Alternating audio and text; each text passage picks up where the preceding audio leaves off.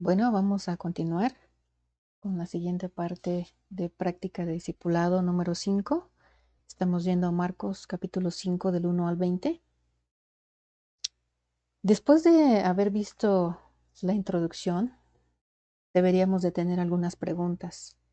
Y solo por poner un ejemplo, vamos a ver estas 3 preguntas. ¿Es importante preguntar el nombre a los demonios? Hace varios años y aún actualmente hay algunas personas que se dedican a preguntar el nombre a los demonios. Hay algunos pastores que se dedican a enseñar que se tienen que preguntar. Pero realmente, ¿qué nos enseña la Biblia? ¿Cuál es la finalidad? El por qué Jesucristo le preguntó el nombre a ese demonio, no a la persona, al demonio.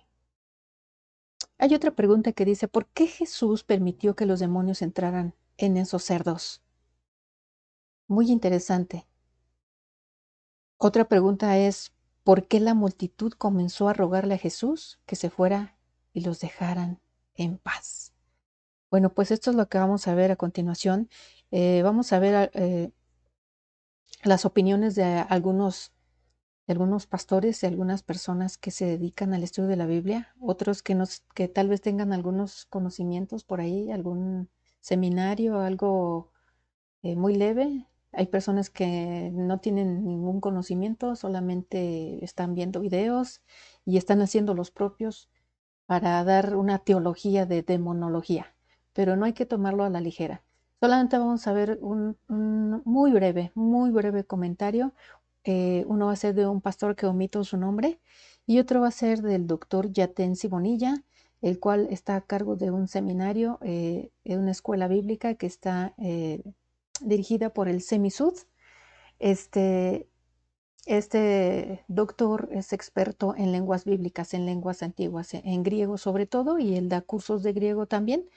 He asistido a algunos de las cartas que él ha estado traduciendo, está haciendo otra versión de la Biblia y ha sido para mí todo un placer y todo un deleite escuchar al doctor Yatensi Bonilla. No puede estar en todos los proyectos que él ha tenido porque los ha hecho en los días que a mí me toca estar en algún trabajo, pero están en el internet, sus pláticas, búsquenlo, y él también va a darnos una parte de su opinión. Bueno. Que nosotros debemos aprender a orar pidiendo a Dios discernimiento para entender o identificar cuáles espíritus están operando en ciertas situaciones de nuestra vida para que los reprendamos por nombre y los echamos fuera. Cuando usted y yo aprendemos a orar con esa autoridad en el nombre de Jesús, identificando cuáles situaciones están siendo afectadas por espíritus del mal, entonces tenemos más autoridad, tenemos más conocimiento y podemos hacer las cosas como el Señor nos enseña en su palabra. Ahora, miren lo que les traje ahí, porque alguna persona me decía, mi esposa, que alguien en Colombia precisamente no le gustaba cómo oraban en la iglesia cuando reprendían demonios utilizando los nombres de los demonios. Bueno, pues esta es una opinión de un pastor que tiene una iglesia. Él, por lo que estamos escuchando, pues él sí lo hace, sí lo utiliza y pues he visto los argumentos que pone, pero creo que no es suficiente lo que él comenta. Vamos a ver también un experto en lenguas antiguas bíblicas, que es el doctor Yatensi Bonilla, y vamos a ver cuál sería su opinión al respecto. Igual a Dios. Entonces, la pregunta es, ¿cómo se trabajó la demonología en el Antiguo Testamento? Buena pregunta. Y voy al punto, al grano. Sí, el Antiguo Testamento habla de demonios, como el que mencioné en Levítico capítulo 16 del 8 al 10 con el demonio Azazel de influencia cananea. Entonces hay demonios de otras culturas, especialmente cananeas, que lo incorporan en el Antiguo Testamento. Ya. Pero esos demonios no tenían más poder que Jehová, o no tenían un poder igual que Jehová. Eran demonios que estaban dentro de la soberanía del único Dios llamado Yahweh o Jehová. Interesante esto, interesante. Wow, qué cátedra. Así es. Esa es la situación en la de que el doctor Yatensi nos está mostrando, abriendo una ventana para que podamos visualizar de que ningún ente, ningún demonio, ningún espíritu maligno está por encima de Jehová. Y Marcos capítulo 5, del 1 al 20, puede caer en este tipo de ideologías. Lo podríamos tratar de esa manera. Vamos a ver. E inclusive hay varios casos de demonios o de espíritus malos que el mismo Dios controlaba.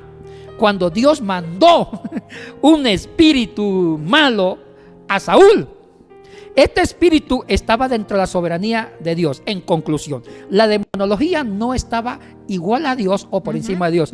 Dios controlaba el bien y el mal, como lo dijo Job. Ya. Ahora, si uno revisa profundamente el Antiguo Testamento, sí, habían dos tipos de demonios. Los famosos Seirín y los Chedín.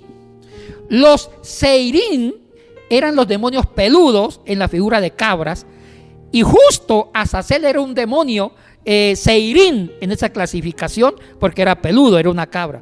Y estaban los Chedín, que eran otro tipo de demonio. Entonces, la demonología no fue algo tan importante en el Antiguo Testamento. ¿Y en el Nuevo Testamento? Ay, Adesi. Cuando ya estamos aquí en el tiempo de Jesús. Eso es otra cosa. A ver, ¿cómo se entiende? Ya en el Nuevo Testamento hay una teología mucho más desarrollada, más clara sobre la demonología. Y vemos textos directos. Así es. Que Jesús lidió con demonios, enfrentó demonios. Así pero es. una aclaración. Antes de revisar esos textos que están en los evangelios, sobre todo en los sinópticos, Mateo, sí. Marcos, Lucas. Oiga, Juan no trabaja la demonología. Eso es para pensar por qué Juan no lo trabajó la demonología. Solamente los evangelios sinópticos. Ahora, una cosa importante. Antes de lidiar con los textos en los evangelios, quiero que tengamos presente dos cosas, Yadetsi. Ya el término daimon o demon, demonio, significa dos cosas. Voy a retomar lo que significó en el griego.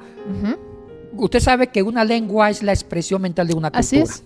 Entonces, si los griegos inventaron el término daimon o demon, que significa demonio, y ya expliqué eso, hay que respetar la carga semántica. Los griegos crearon la sintaxis, la semántica del término. Entonces, hasta aquí, antes de los 70, ¿qué significaba daimon? Dos cosas. Significaba una fuerza espiritual. Primer significado de daimon, fuerza espiritual. ¿Qué significa? No significa un personaje malo, no. Una fuerza espiritual negativa, como decir un mal carácter, una prostitución, embriagarse excesivamente, ser borracho, robar. Entonces, daimon podía significar un mal hábito. Así lo usaban los griegos antes de la Septuaginta griega para daimon. Pero también daimon significaba un poder sobrenatural, ya un personaje, una figura espiritual malévola. Entonces, cuando revisemos los casos de endemoniados, cuando Jesús enfrentó a demonios, tienen uno de los dos sentidos. Puede ser que Jesús expulsó demonios, no necesariamente eran entes sobrenaturales, era un personaje, no. Pudo ser que Jesús curó a una persona con un mal carácter, con un espíritu de prostitución, un espíritu de enfermedad, porque también la palabra daimon estaba asociado con una enfermedad. Muy bien. Estar cojo o ciego, pero que no significaba un demonio como tal. Correcto. Pero también hay momentos que Jesús sí expulsó a demonios. Entonces, con esa aclaración, esto que acabo de decir para la exégesis vale oro puro. Así es. Porque no todas las expulsiones demoníacas eran demonios en sí, eran enfermedades que Jesús estaba reprendiendo. Ya. Bueno, pues ya vimos al maestro, al doctor Yatensi Bonilla, que cátedra nos dio en menos de 5 minutos. Gloria a Dios por su vida. Bueno, vamos a ver entonces nosotros que no tenemos ese bagaje, que no tenemos ese recorrido, que absolutamente nada, tenemos ni siquiera la sombra de ese conocimiento. Vamos a ver, leyendo esta lectura, con qué nos estamos enfrentando, contra un espíritu maligno o realmente contra un demonio o contra una enfermedad. Les voy a compartir entonces el Zoom, la segunda parte que hicimos para que ustedes saquen sus propias conclusiones.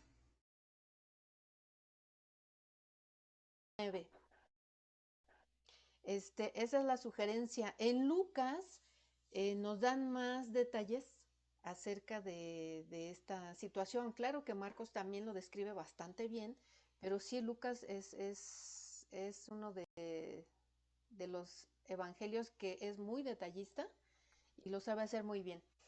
¿Me pueden decir alguien, Lili, me puedes decir si se ve bien mi pantalla? Sí, Cris, sí se ve bien. Ah, bueno, entonces, pues vamos ¿y si me escucho bien? Sí, también. Ah, bueno, bendito sea Dios. Precisamente como nos decía Elsa, gracias Lili, como nos decía Elsa, ay, no puse bueno, ahorita activo para que me vean.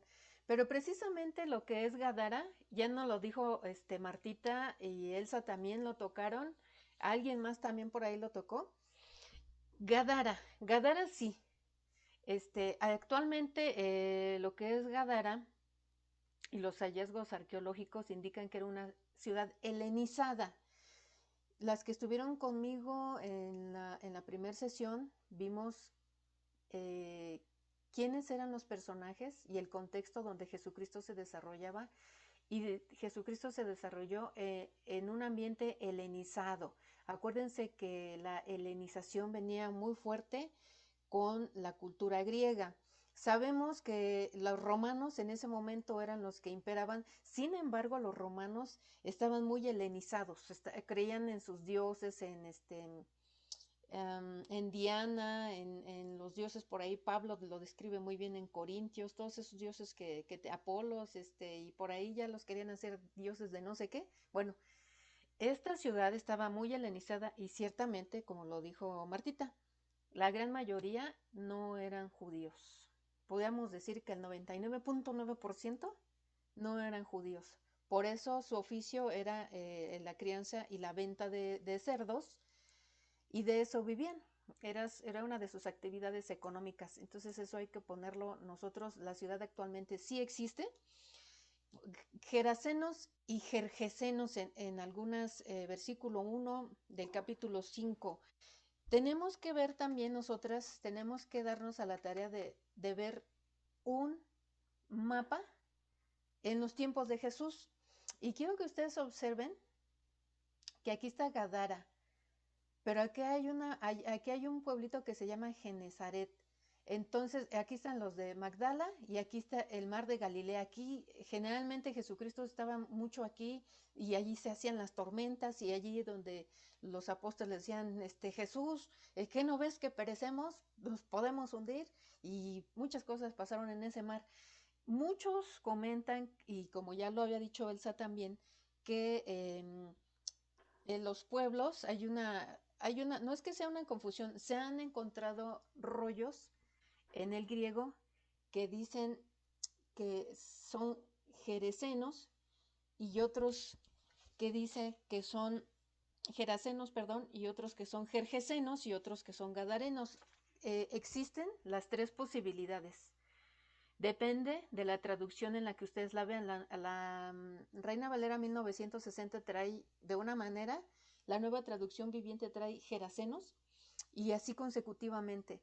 Y si ustedes se dan cuenta, fíjense bien cómo Gadara realmente sí está lejos, sí está bastante lejos del mar de Galilea. Sí se dan cuenta que aquí está bastante lejos. Por eso algunas versiones de la Biblia no están poniendo gadarenos, están poniendo gerasenos, porque ellos en su investigación arqueológica están determinando que hay un pueblo más cerca que el de Gadara. Sin embargo, también ese pueblo pertenecía a Decápolis, que Decápolis significa las 10 ciudades. Y Decápolis, obviamente, pues todos estos 10 ciudades que estaban de este lado estaban completamente helenizados. Entonces ahí tenemos ya un fundamento más para alguien que les haga algún cuestionamiento del por qué en algunas versiones dice gerasenos y por qué en otros dicen gergesenos o por qué diría gadarenos. Ok, entonces seguimos. Palabras clave. Como bien lo dijo Lore, hay una situación que nos debería de estremecer. Estamos hablando de un hombre poseído.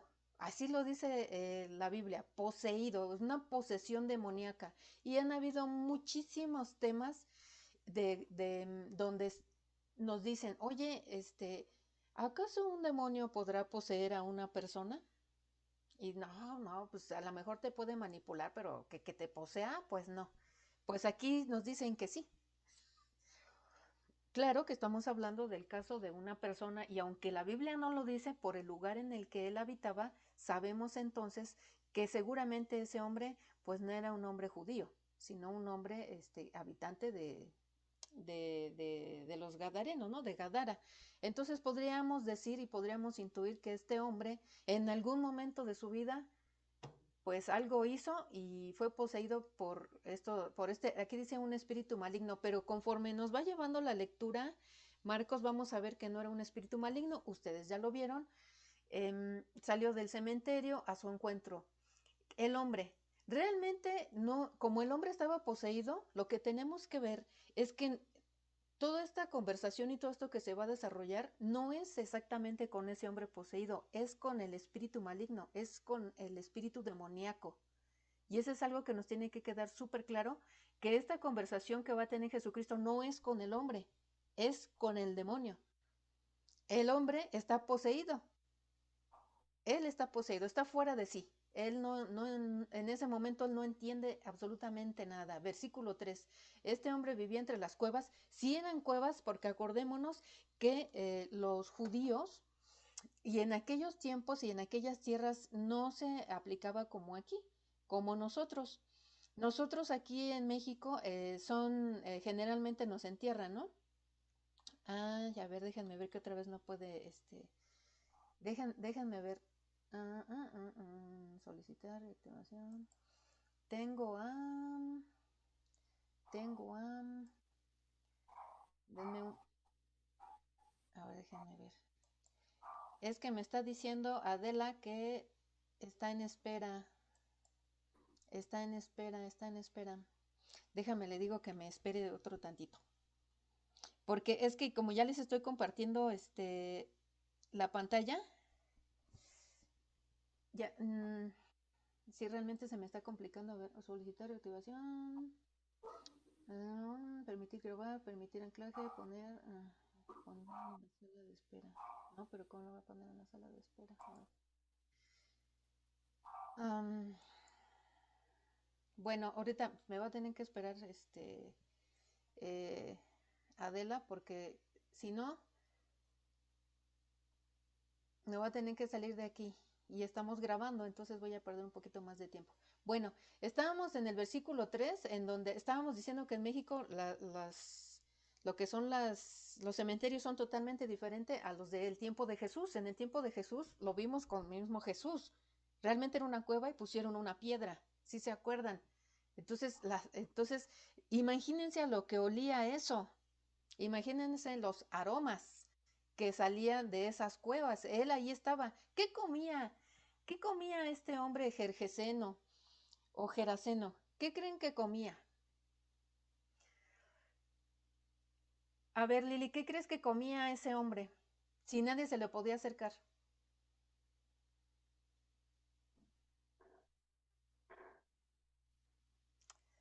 Pues lo que imagino que había, si él estaba en el cementerio, pues había restos humanos, basura.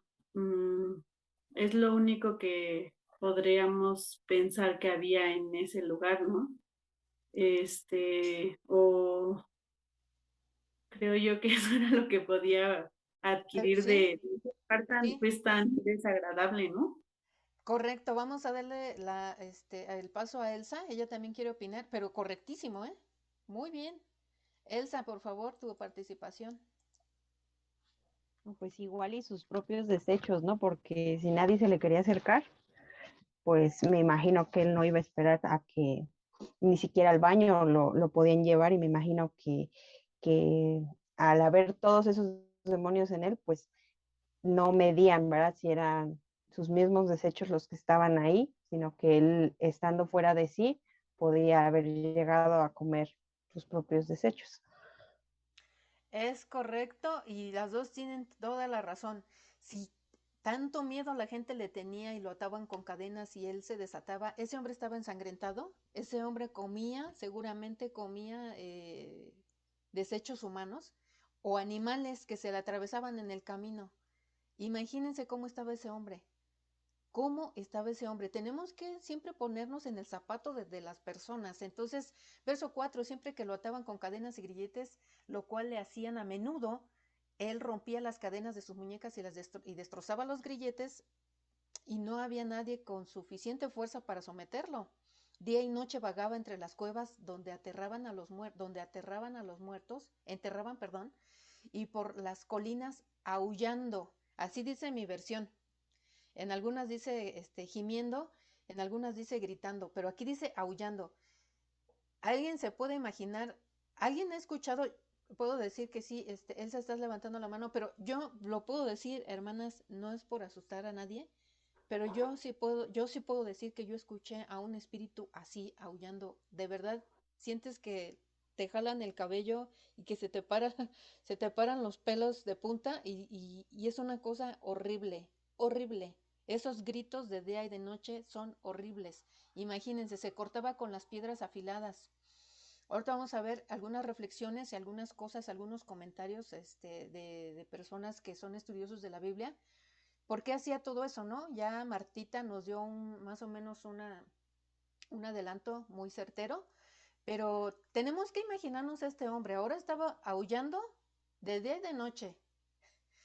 Verso 6, cuando Jesús todavía estaba a cierta distancia, el hombre lo vio y corrió a su encuentro, pero sabemos que no era el hombre, era el demonio, y se inclinó delante de él, dando un alarido.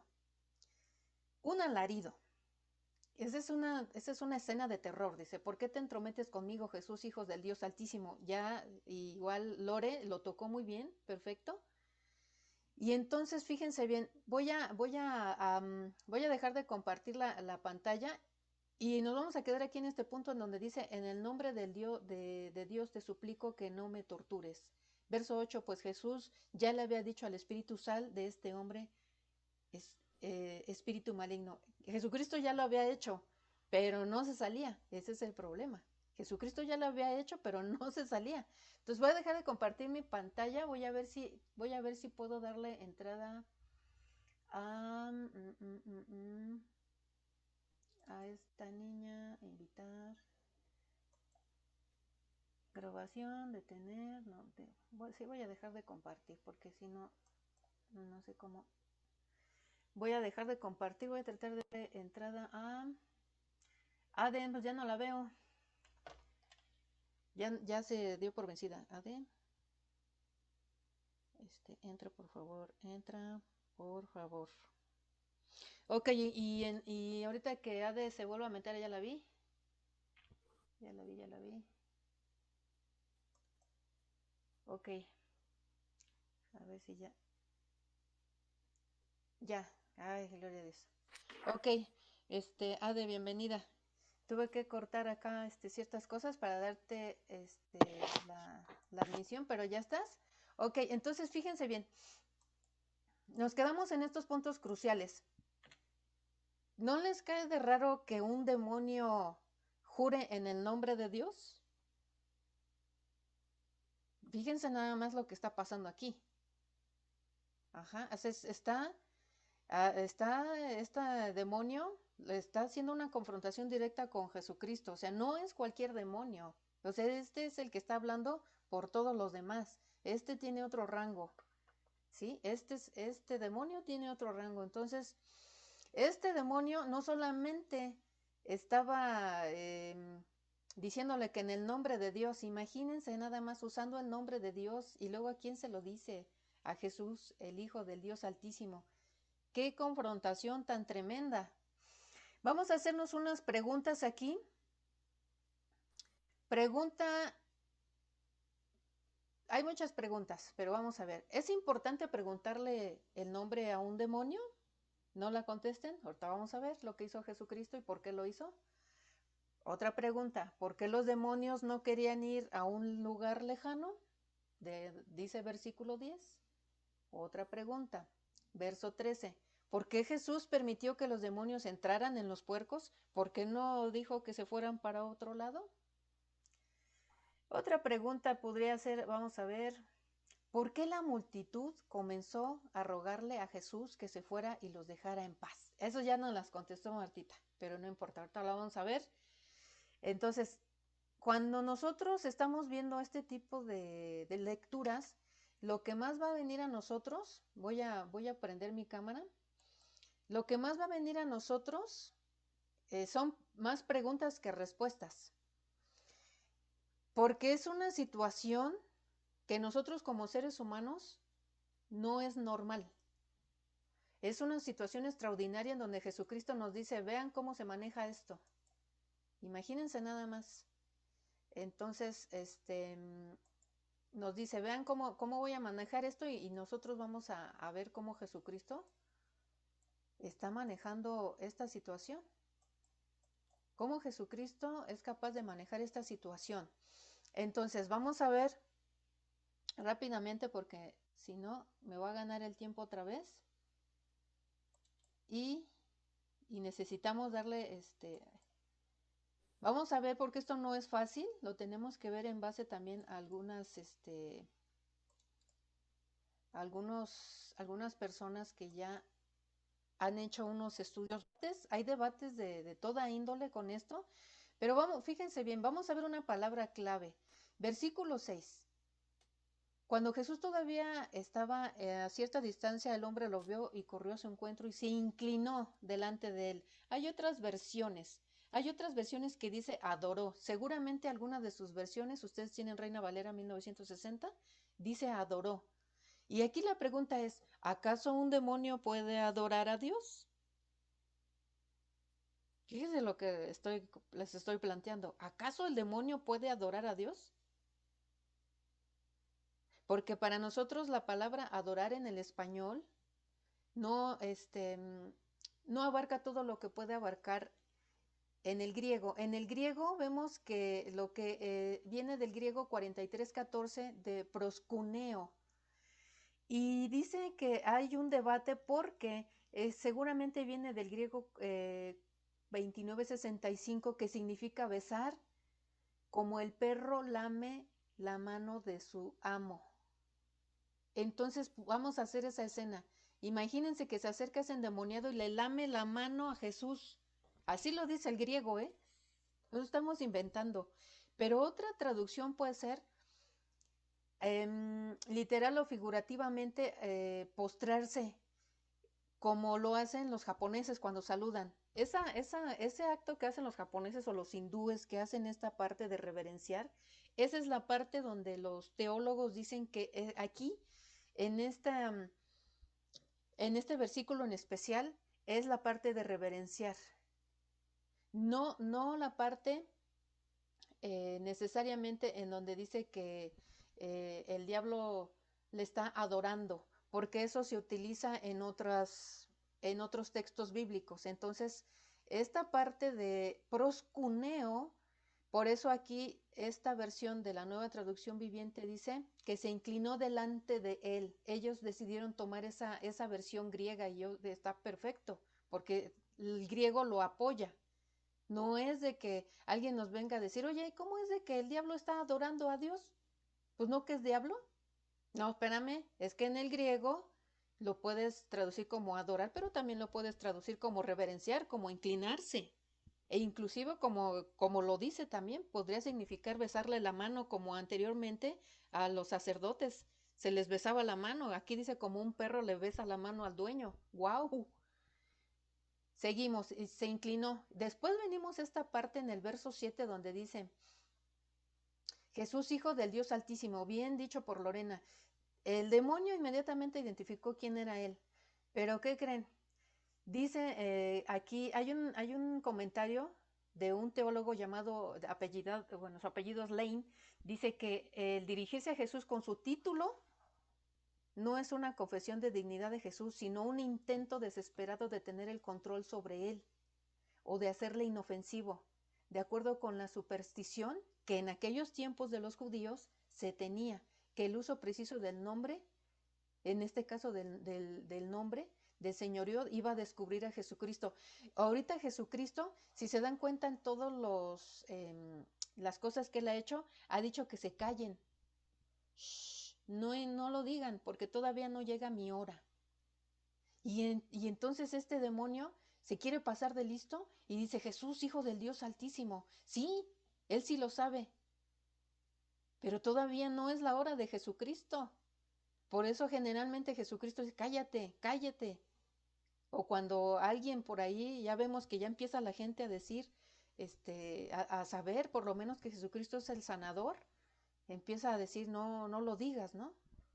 Es muy cuidadoso Jesucristo, todavía no llega su hora. Vamos a ver que en Hechos 19, 11 al 17, eso anótenlo.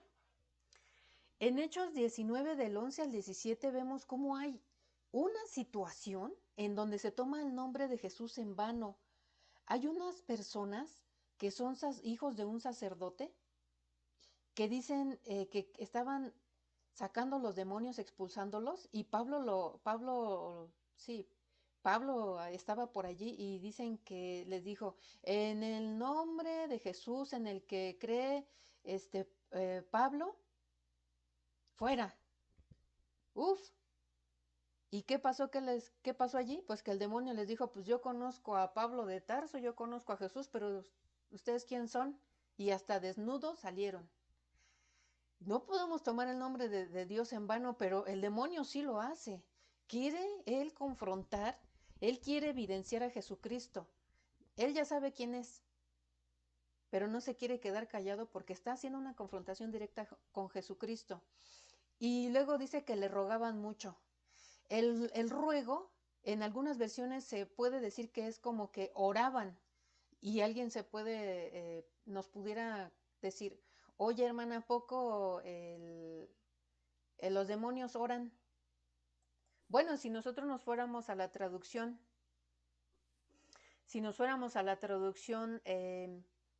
de lo que es orar, pues realmente es un ruego. Realmente, si nosotros nos fuéramos a la traducción de orar, es un ruego. Y es que estaba haciendo el demonio, estaba rogando. Ajá, le estaba rogando. En el versículo 7 le estaba rogando, dice. ¿Por qué te entrometes con nosotros? Le había dicho, sal de este hombre, espíritu maligno. Y entonces, aquí dice, los demonios demuestran que ellos también saben quién es Jesús.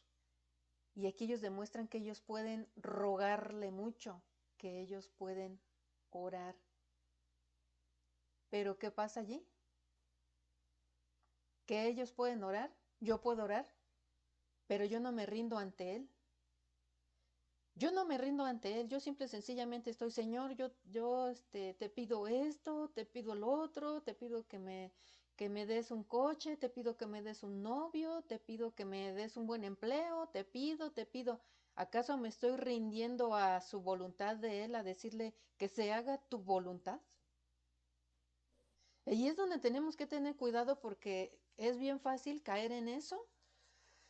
Y nosotros, yo lo digo por mí, siempre hay una etapa en donde nosotros tenemos tanto egocentrismo que cuando iniciamos en esta carrera cristiana estamos pidiendo siempre, yo te pido por mi papá, por mi mamá, por mi casa, por mi empleo, por esto, te pido. ¿Y cuando yo voy a rendirme a Jesucristo y decirle, Señor, que se haga tu voluntad? Yo creo en ti, de corazón, y porque yo creo en ti, voy a dejar esto y me voy a rendir ante ti. Ya no voy a estar rogando a satisfacerme mis necesidades. Ahora voy a rogar por las necesidades de los que están enfermos. Y entonces Dios empieza a hacer ese cambio en donde tu oración cambia. Pero esto que estamos viendo de la súplica de los demonios tiene mucho que ver con los comportamientos que nosotros también hemos tenido. Bueno, yo en este caso yo.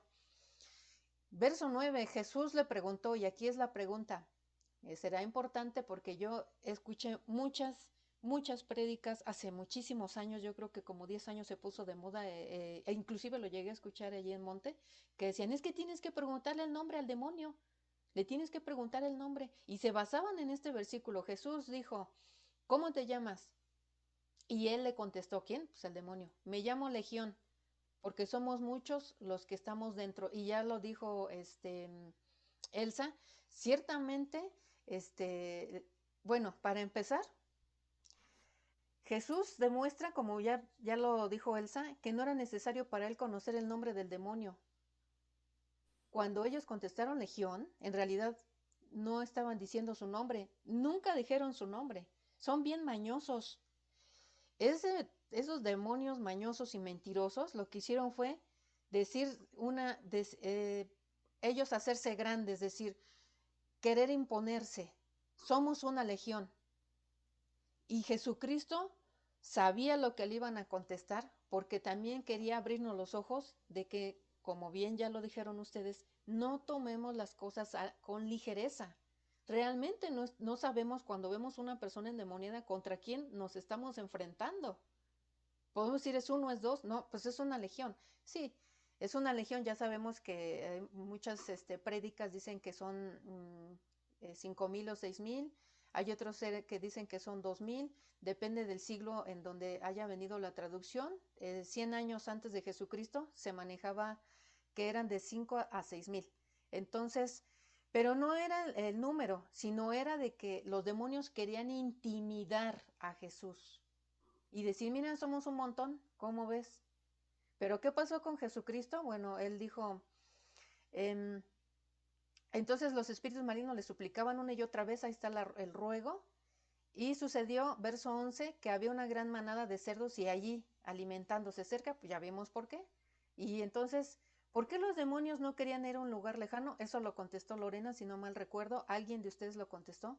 Porque los demonios no querían entrar en los cerdos porque están inclinados a la destrucción.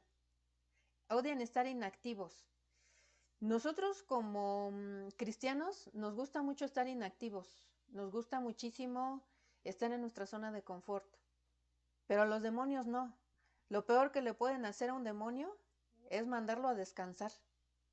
Ellos sí son productivos. ¿Quieren ver la productividad de un demonio?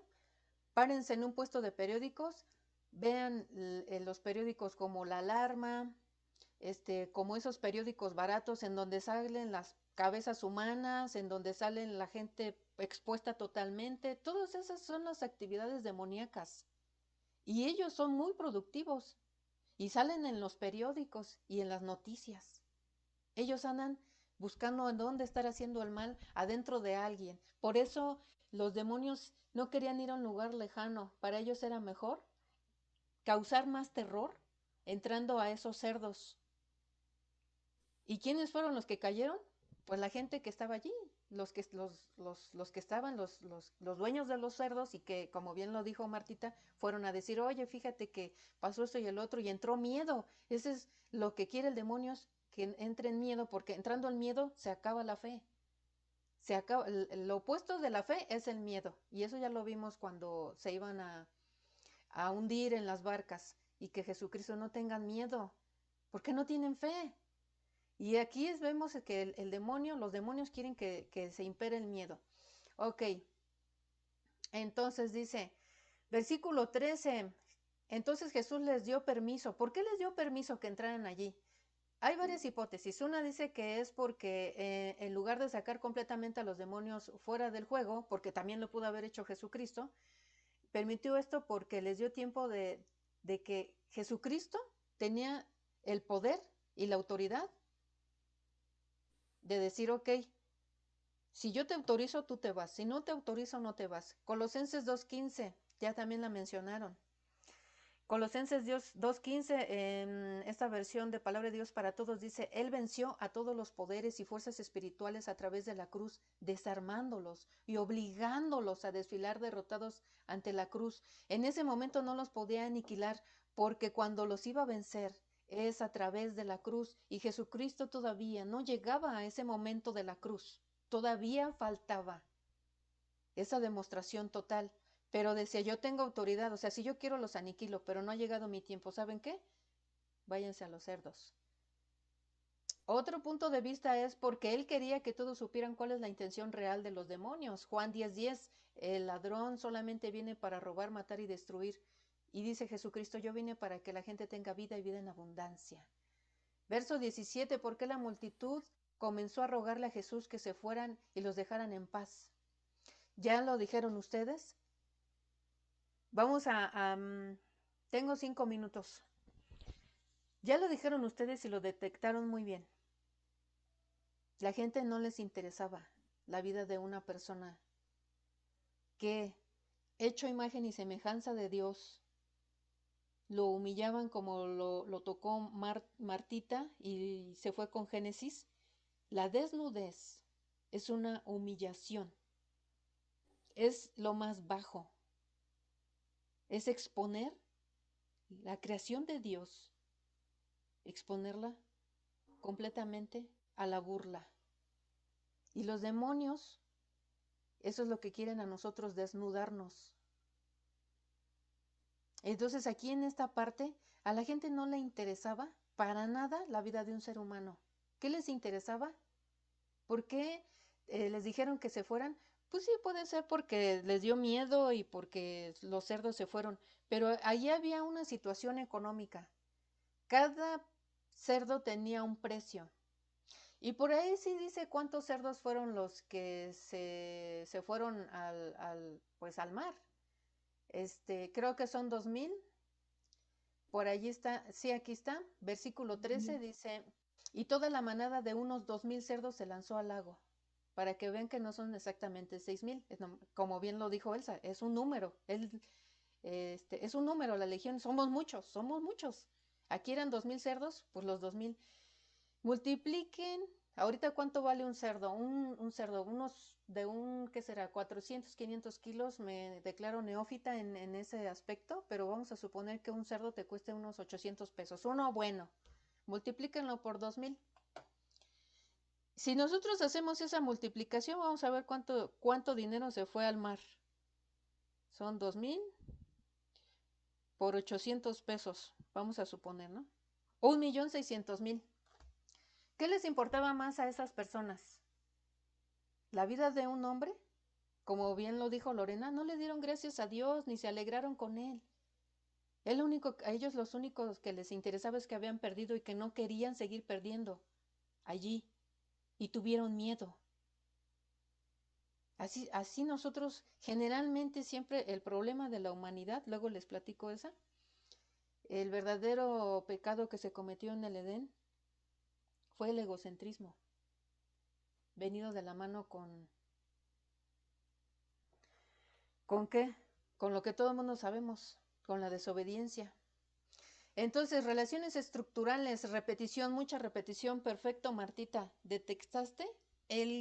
Los poquísimos contrastes, versículo 19, está el pero, ahí está el versículo 19, pero, y perfectamente encontrado esa relación estructural donde el gadareno, después de ser poseído por los demonios, que los demonios lo querían matar y que estaba desnudo, Dios le da una dignidad y lo cubrió como en Génesis, porque Dios cubrió en Génesis al hombre y a la mujer, también cubrió al gadareno, porque lo vistieron, porque ya estaba en sí, porque ya estaba peinado y porque le dio un hogar, le dio cobertura, ¿sí?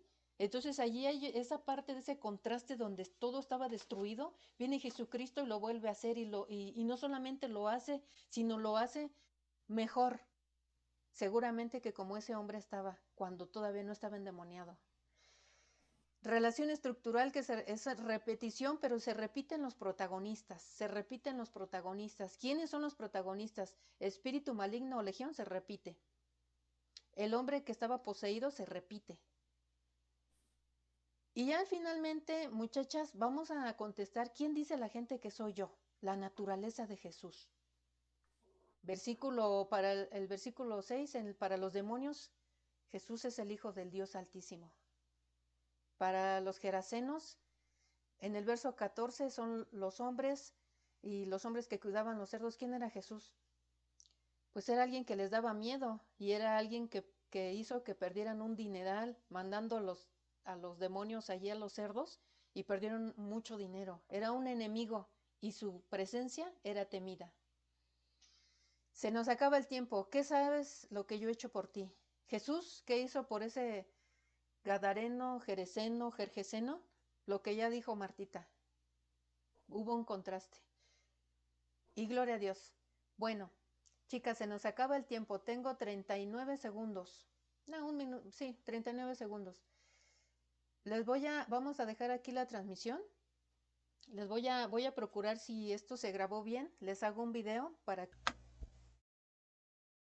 Bueno, pues ya vimos las bases bíblicas, la investigación, se contrastó con lo que las alumnas encontraron y vimos que muchas de ellas llegaron a los mismos puntos. Ustedes llegarán igual. Faltaron, sí, no son los únicos, el tiempo es limitado. Pero lo importante de todo esto es que usted tenga la habilidad con estas herramientas, que no son herramientas muy costosas, sino muy sencillas. Lo único que se necesita es el querer leer la Biblia, el saber leerla. Aún me atrevo a decir que para el que no sabe leer y escribir, si puede hacerse de estas versiones que ya están grabadas, que están dramatizadas, también pueden tener este acceso a meditar la palabra de Dios. Bueno, pues, ¿qué es lo que Dios ha hecho en usted a través de esta palabra? ¿Qué es lo que Dios ha hecho en mí? Pues realmente a mí me ha hecho ver que estamos inmersos en un mundo de oscuridad, en un reino de demonios, en el cual nos podemos acostumbrar a estar sentados en la silla de mecer, y probablemente junto a mí se estén meciendo varios espíritus o varios demonios, y yo estoy inactiva, mientras ellos están viendo como león rugiente buscando a quien devorar. Y el Señor ha hecho por mí que yo abra los ojos. Eso es lo que Jesucristo ha hecho por mí, que tenga misericordia. ¿Quién dice la gente que soy yo? Nos está preguntando Jesucristo. Jesucristo, tú eres el Dios que se hizo carne y que bajó y estuvo con sus discípulos. Y esta es una forma de demostrar tu autoridad. Eres un Dios de autoridad, porque a tu nombre se dobla toda rodilla de los que están en los cielos, en la tierra y debajo de la tierra. Eso eres tú, Señor. Eres un Dios con un nombre de autoridad. Eres un Dios misericordioso, que tuviste a bien ver este hombre que había sido maltratado y que cada rato atentaba en contra de su vida. Gracias, Señor Jesús. Por último, quiero darles algunas indicaciones. Cuando usted va a recurrir a alguna prédica de alguien en internet, procure antes usted hacer este análisis, porque si usted ya sacó su conclusión de las palabras que vimos tanto del doctor Yatensi como del pastor que estaba predicando con mucha autoridad, que se tenían que preguntar los nombres, usted ya tuvo que sacar una conclusión. No podemos sacar conclusiones a la ligera, y mucho menos podemos adaptar lo que escuchamos por algún lado y hacerlo nuestro. Lea la Biblia. La responsabilidad de que usted crezca no es mía, es de usted. Hay que tomar la palabra de Dios en serio, quitar toda pereza y empezar a preguntarle a Dios, ¿cuál es su mente? ¿Cómo le podemos escuchar? Bueno, pues sin más por el momento yo me despido. Que tengan un excelente día. Adiós.